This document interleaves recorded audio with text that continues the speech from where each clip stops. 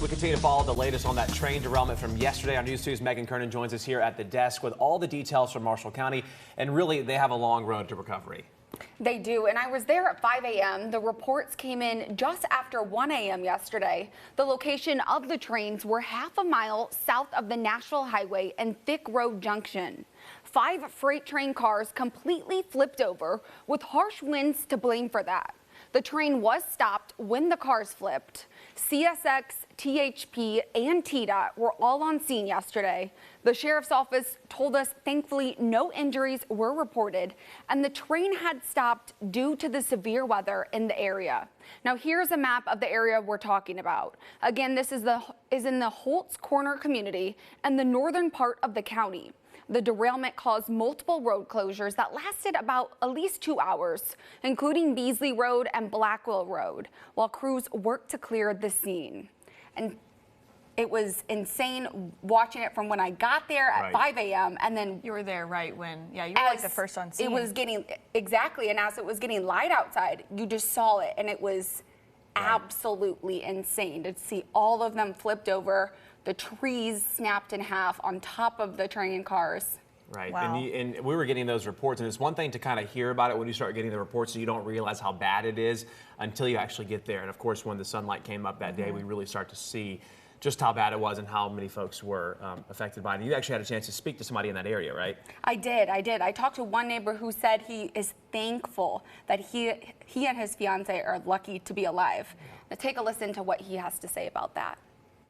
It was the worst thing ever, but thank God we're survived. That's the main thing. One Chapel Hill resident is counting his blessings. Rodney Reed tells us he and his fiance got out of their camper on Beasley Road right before tornadic storms tore up his street. We were in the camper, and it was getting really windy. It was pouring down rain hard. And then the camper started to shake back and forth. I said, you know what? I think we're going to go. Me and my fiance is going to go inside the milk barn. That's about the safest place to go right now. Minutes later, you hear all this noise flying around and everything, and I peeked out the window, and my camper was gone. And it picked up the camper, flipped it over a couple times, and it threw debris all the way down to the next house. Their camper shredded to pieces. The roof on the barn behind it completely torn off. There ain't no way we could survive that.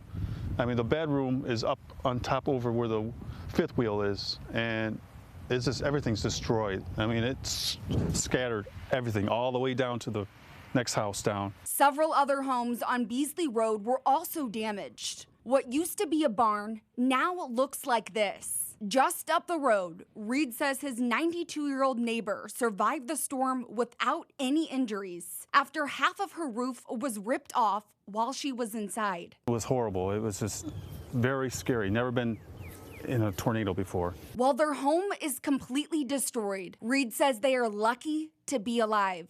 I'm very thankful. I pray the Lord. Material things are replaceable, but not life. Reporting in Marshall County, Megan Kernan, News 2.